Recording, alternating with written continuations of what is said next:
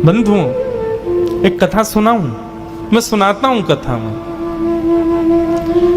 एक ही गुरु के दो शिष्य हैं, सुदामा और कृष्ण, संदीपनी उपाध्याय इनके गुरु जी।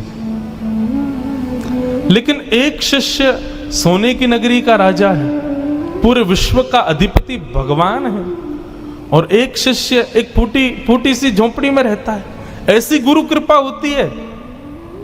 यदि ऐसी गुरु कृपा हो तो सबका विश्वास ही उठ जाए गुरु कृपा से,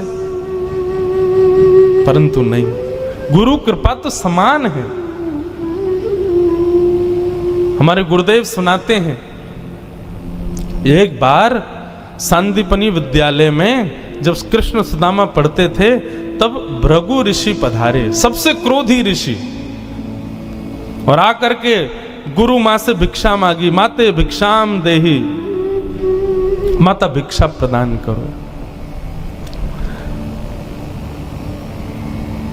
मां ने मन में विचार किया कि अभी सामग्रियां तो इतनी नहीं कि मैं भिक्षा दे सकूं। मना कर दिया, बोले भगवान आप कल आ जाना, आज तो भिक्षा के लिए सामग्री नहीं है, शाम को जब आ जाएगी तो कल आपको प्रदान कर दूंगा। अब भृगु ऋषि तो क्रोधी, उनको तो जब मांगे तब चाहिए। नेत्र बंद करके उन्होंने ध्यान लगा करके देखा, क्या इतनी बड़े गुरुकुल की रसोई में कुछ भी नहीं है।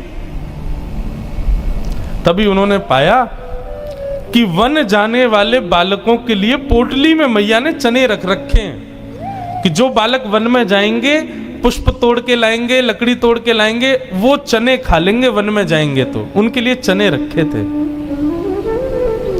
भृगु ऋषि बोले, बालकों की ज्यादा चिंता है, एक ऋषि द्वार पर आया उसकी चिंता नहीं है। थोड़ी दूर जाकर के अपने कमंडल के जल से श्रापित कर दिया, जो भी उन चनों को खाएगा वो लक्ष्मीहीन हो जाएगा, उसके जीवन से लक्ष्मी चली जाएगी, वो निर्धन हो जाएगा। जिस समय भृगु ऋषि श्राप दे रहे थे, सुदामा जी वहीं एक वृक्ष के पीछे बैठ करके कुछ पुष्प तोड़ रहे थे। जैसे ही श्राप दिया, सुदामा जी पहले तो चाहते थे कि मैं जाकर के ये संकेत कर दूं कि भाई उन चनों को मत खाना, उनको शाप लगा है। लेकिन तभी गुरुकुल जाते समय देखा कि सामने से अपने दोनों कमर पर पोटलियां बांध करके कृष्ण चले आ रहे हैं। सुदामा जी बोले, लाला कहां जा रहे हो? बोले, आज तोकू और मोकू वन में जावे की सेवा मिली है, मोए और तोए वन से पुष्प और तुलसी तोड़ के लानी है, लकड़ी तोड़ के लानी है। चल देख, गुरु मैया ने वन में खावे के काजे चना भी दिए, दोनों प्रेम से पाएंगे और प्रेम से वहां से बढ़िया सब कछु लेके आएंगे। आज बालकन में हमारो नंबर आया हो वन में जावे को। सुदामा जी की नजर पोटलियों पर पड़ी, बोले कन्हैया कहीं खा नहीं ले, फेंक देंगे तो कहीं अंकुरित होके वृक्ष बन गए, कोई भी खाएगा तो लक्ष्मीहीन हो जाएगा, मेरो कन्हैया खा लेगो तो लक्ष्मीहीन है जाएगो। सुदामा जी जिद करने लगे, बोले सुन, तू बाकी के सामान रख अपने पास, ये पोटली मोह दे दे, मैं बांधूं अपने कमर पे। ठाकुर जी बोले, क्यों? मैंने बांध तो रखी। बोले, तेरो भरोसा ना है, तो को भूख लगेगा तो मेरे बटके ने खा जाएगो, मोकूद है, जब भूख लगेगी तो दोनों बांट के खाएंगे। और जिद करके सुदामा जी ने दोनों पोटली अपने पास रख ली। वन में वृक्षों की लकड़ी तोड़ रहे हैं, पुष्प तोड़ रहे हैं, फल तोड़ रहे हैं। सुदामा जी मौका ढूंढ रहे हैं, कब मौका मिले मैं भागूं, एकांत में चने खा लूं। तभी जोर की बारिश होने लगी। बारिश के कारण ठाकुर जी तो एक वृक्ष के नीचे जाकर के खड़े हो गए। अरे आजा सुदामा, यहीं खड़ो है जा, बहुत वर्षा आ रही है। पर सुदामा जी एक बगल में एक और विशाल वृक्ष था, उसके ऊपर चढ़ गए, डाल पर जाकर के बैठ गए। वर्षा हो रही थी, ठाकुर जी एक वृक्ष के नीचे खड़े हैं, दूसरे वृक्ष के ऊपर सुदामा जी बैठे हैं। सुदामा जी बोले, यही सही समय है, और पोटलियां खोल करके सुदामा जी खाने लगे। ठाकुर जी ने देखा, ए सुदामा, मेरे उचना है बा में, खा मत जाइयो, रुक जा, बरसा रुकंद, मैं हूं, आ रहा हूं ऊपर। लेकिन सुदामा जी के नेत्रों से आंसू गिर रहे हैं। बोले, लाला तू सदा प्रसन्न रहे, मेरे बट की लक्ष्मी भी तेरे पास आ जाए, तेरे जीवन में कभी कोई कष्ट नहीं आवे, मेरे लाला को कभी रोनो नहीं पड़े, कभी उदास नहीं हो, कभी दुखी नहीं हो, यही मेरी मित्रता को उपहार मैं अपने कृष्ण को देना चाहूं। और उपहार के रूप में सुदामा जी ने मानो अपने जीवन में प्राप्त होने वाली समस्त लक्ष्मी भी श्री कृष्ण के चरणों में पधरा दी और दोनों पोटली के चने स्वयं सुदामा जी खा गए। द्वारिकाधीश कृष्ण उस दिन तो सोच रहे थे कि सुदामा, तूने एक बार भी विचार नहीं किया कि मेरे भी चने थे उसमें, पा गया। सुदामा जी क्षमा मांगने लगे, बोले माफ कर दे लाला, भूख ज्यादा लगी हमारे, खा गए हो, लेकिन वास्तविकता कौन जाने। मैं तो अपनी कथाओं में कहा करता हूं बंधुओं, हमारे द्वारिकाधीश सोने की नगरी के राजा हैं। राजा तो उग्रसेन है, लेकिन फिर भी राजा द्वारिकाधीश को ही माना जाता है। ये सब सुदामा की देन है द्वारिकाधीश को। सुदामा की बटकी लक्ष्मी है द्वारिका में। सुदामा एक निर्धन जीवन जीता है, सुदामा एक सामान्य जीवन जीता है। क्यों? ताकि मेरो लाला प्रसन्न रहे, मेरो कन्हैया प्रसन्न रहे, वाकु कोई कष्ट नहीं हो, सखा हो तो ऐसा हो। सुदामा जी का जीवन पता है कैसा था?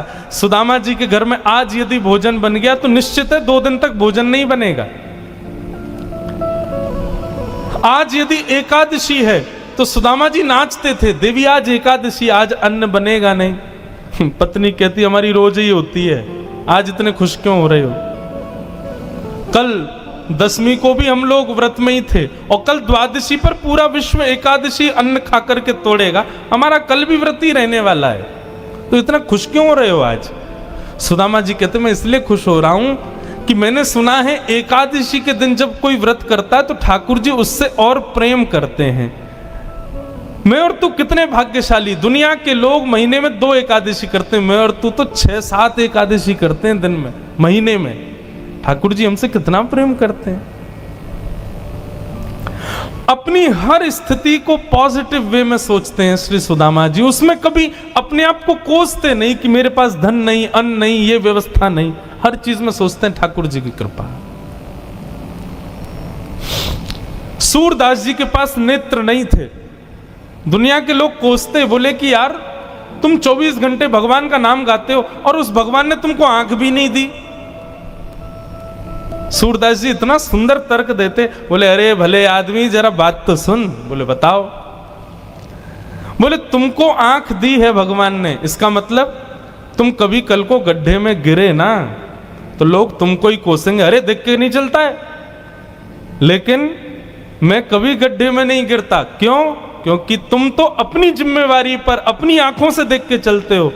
मुझे नेत्र नहीं दिए ठाकुर जी ने, क्यों? मेरी उंगली पकड़ के श्याम सुंदर चलता है, मेरी जिम्मेवारी उसके हाथ है, तुम्हारी जिम्मेवारी तुम्हारे हाथ है। अपने आप देख के चलो, कहीं गिरो नहीं, कहीं फिसलो नहीं, लेकिन मेरी उंगली पकड़ के तो श्याम सुंदर चलता है। अरे तुझे देखने की आवश्यकता नहीं, मैं चल रहा हूं ना आगे आगे। मेरी जिम्मेवारी ठाकुर जी ने ली है, इसलिए मुझे नेत्र नहीं दिए। यदि कोई सर्वगुण संपन्न है तो इसका मतलब है कि उसको सारी जिम्मेवारियां दे रखी हैं ठाकुर जी ने। लेकिन कोई व्यक्ति अगर अभावग्रस्त जीवन जी रहा है तो यही समझो कि ठाकुर जी ने मेरा ये भाव ले रखा है, तुझे इसकी जरूरत नहीं है, मैं निर्वहन करवाऊंगा। ऐसा सोचे, ऐसा विचार करे, कोई दुखी नहीं होगा। सुदामा जी महाराज फटी टूटी झोंपड़ी में रहते हैं, उधरी हुई धोती पहनते हैं, अन्न जल का तो कोई ठिकाना ही नहीं है, ऐसे घर में रहते हैं। पत्नी बोली द्वारिकाधीश आपके मित्र हैं, आप जाती क्यों नहीं कभी उनसे मिलने? सुदामा जी बोले कहीं मेरी दशा देख करके कोई ये ना सोचे गरीब है, भिखारी मांगने आया, इसलिए मुझे अजीब लगता है। और दूसरी बात ये कि मैं कृष्ण का सखा हूं। अब कृष्ण तो बढ़िया राजकीय वेश में रहता है और मैं ऐसे रहता हूं, कोई मुझे देख करके कहीं ये ना सोचे ये कैसा सखा ठाकुर जी का, इसलिए मुझे लगता है कि मैं यहीं से ही उनको भज लूं, उनके पास ना जाऊं। आज सुदामा जी की पत्नी ने सौगंध दे दी, तुम्हें मेरी सौगंध है, जाओ द्वारिकाधीश से मिलके आओ। पत्नी की सौगंध मान करके सुदामा जी आज विचार करने लगे, जाऊं? मेरी अवस्था देख करके कृष्ण ये तो नहीं सोचेगा कि कहां से आ गया, कुछ मांगने आया है। कृष्ण तो नहीं सोचेगा, लेकिन उसकी पटरानियां, उसके राज्य के लोग, महामंत्री आदि ये सब तो नहीं सोचेंगे। सुदामा जी को बहुत संकोच हो रहा है,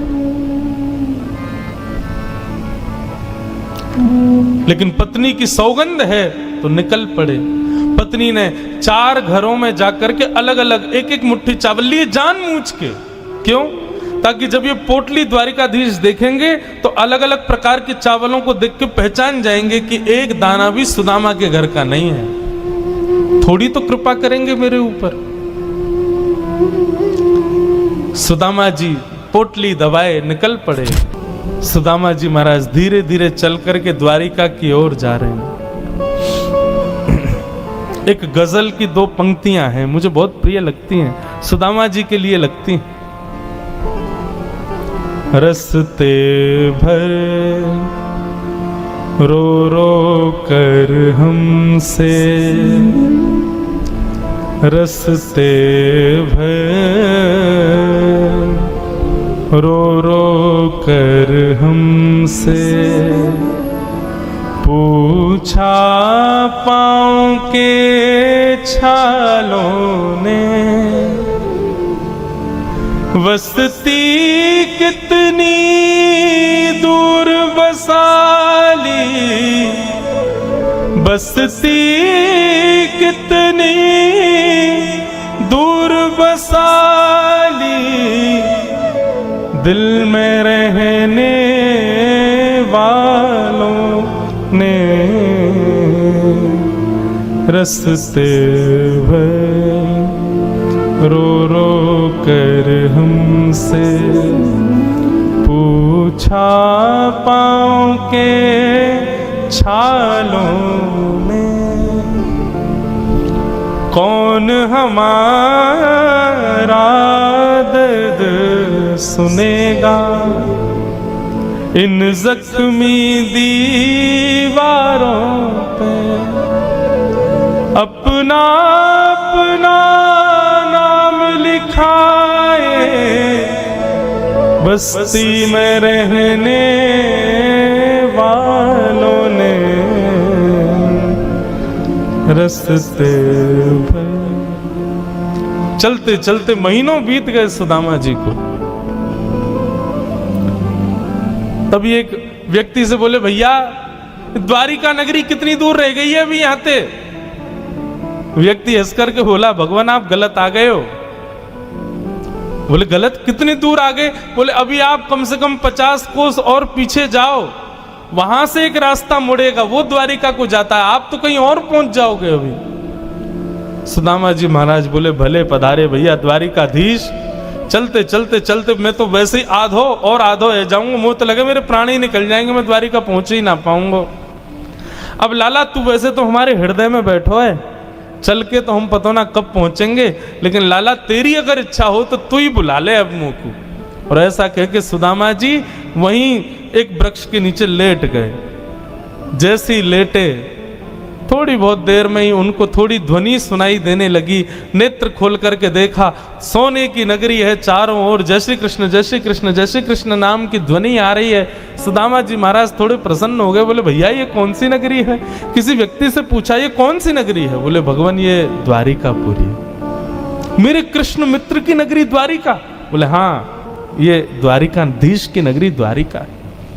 सुदामा जी तो नाचने लगे, जय हो वारे कन्हैया तेरी कृपा। भैया ये द्वारिकाधीश कहाँ बैठे होंगे? बोले सामने जो महल दिख रहा है इसी के राजा हैं द्वारिका, आप चले जाओ। सुदामा जी गए द्वारपालों से जाकर के बोले, भगवान मेरी फटी हुई धोती और मेरे पतले दुबले तन को देख करके आप ये मत सोचना मैं गरीब हूं कुछ मांगने आया हूं, पहले ही स्पष्ट कर दिया मैं कृष्ण का सखा हूं। हम दोनों एक साथ एक ही गुरुकुल में पढ़े हैं, नाम मेरा सुदामा है। आज अपने सखा से मिलने आया हूं, आप कृपा करके उनको जाकर के ये बता दीजिए। और सुनिए, यदि वो बहुत व्यस्त हो तो उनको परेशान मत करो, आपके इतने बड़े महल में कोई खिड़की हो वहां से मुझको उनका दर्शन करा दो, मैं तो केवल उनको देखने आया हूं।